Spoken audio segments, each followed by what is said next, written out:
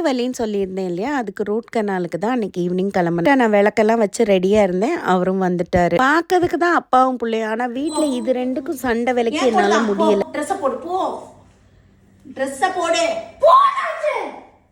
இன்னொரு வயசு தான் ஆகுது, அதுக்கு அவ்வளோ கோவம் வருது. நம்ம பிள்ளை வேற எப்படி இருக்கும், நம்மள மாதிரி தான் இருக்கும்.